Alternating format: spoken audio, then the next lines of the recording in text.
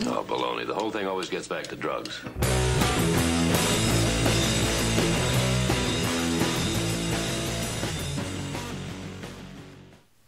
Hello, my name is Sandro Graca and I'm a licensed acupuncturist. I just want to start by saying big massive thank you to everyone who has subscribed over the last few days.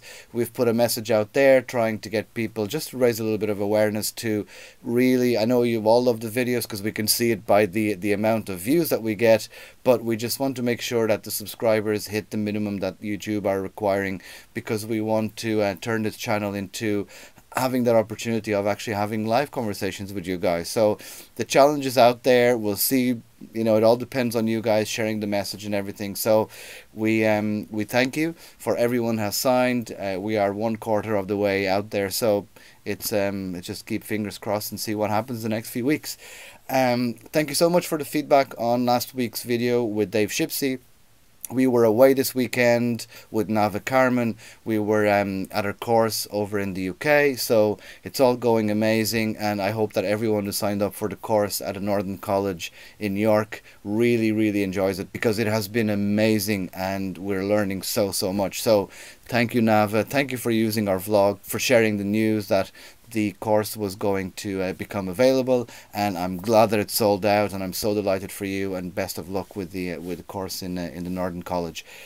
What I want to show you today is just a little bit more of the interview with Mary Wong, because if you remember last week we actually got Mary was kind enough to send us another copy of her book, this time signed, and she's so kind. Some patients in the clinic actually mentioned getting the book because it's that good. It's really good. I would highly recommend it. Now this one, the signed copy, that's not going to be in the clinic. That I'm going to keep it here because, Mary, thank you so much for it. And yeah, so I just want to share a little bit more of the interview with her. So without any further ado, we were talking to Mary Wong about fertility, trying to conceive, acupuncture, how it can help you. So let's check out a little bit more of the interview, and as always, if you have any questions, please leave them in the comments below and we'll pass them on to Mary. What would you say to someone? How can you, as an acupuncture and Chinese medicine practitioner, how can you help me on my way to achieve what I want to achieve? Well, the great thing is that, you know, the very first thing is a lot of I don't know about in your case, but in our clinic, we're like right downtown Toronto, and there are fertility clinics all around us. There's like 4 to name right off the bat. And so they're already coming in, having done like an IVF or 2 or IUIs, and like literally, unfortunately, we're the last resort, right? And so coming in, the very first thing is that, you know what? No matter what you're doing with Western medicine, we can fully integrate, and meaning that, you know, you don't have to do one or the other. It's not a black or white scenario. And whatever they're doing, we can augment. And in fact, in Toronto, I don't know if you know of this, but there's a technology called Augment. Do you know that? Yeah. Okay. So, and Augment is a technology where the doctors would take out surgically from the ovary mitochondria, right? So it's like stem cells, and the theory is that putting and injecting via surgery, you can increase the energy in the cell. Well, I say, we can augment in a very different way. TCM, we don't have to surgically remove anything, and which is highly invasive. And for those of you who have not had acupuncture is not invasive at all, right? Because we're going subdermally. We don't aim for blood vessels. We do not aim for nerves, because that would hurt. And, you know, where we hit is the fascia tissue, which is the most electrically active. So really, it sends a message to the brain elicits a response, and, you know, it taps into the hypothalamus, the pituitary, and then there's that ovarian connection. We talk about the hypothalamus, pituitary, ovarian axis. So when there are, you know, tangible issues, like if your FSH is high, your AMH is low, you know, those kinds of things, well, we can actually help to mitigate and normalize and rebalance that.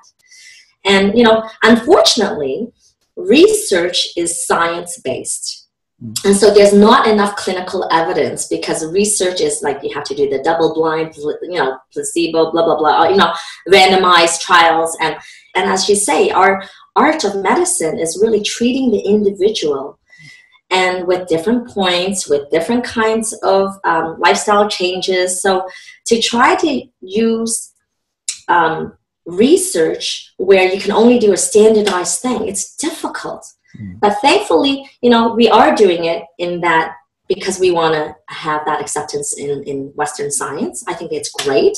But really, Chinese medicine's way, way, way beyond that. And, you know, you and I have witnessed it where miracles happen beyond Western clinics, to the point of, you know, I remember not that long ago where I said to a fertility doctor, I said, hey, by the way, I don't know if you know this, but your patient so-and-so got pregnant. And of course, she didn't know this because by this time she had like finished IVF, it didn't work, and she got pregnant naturally.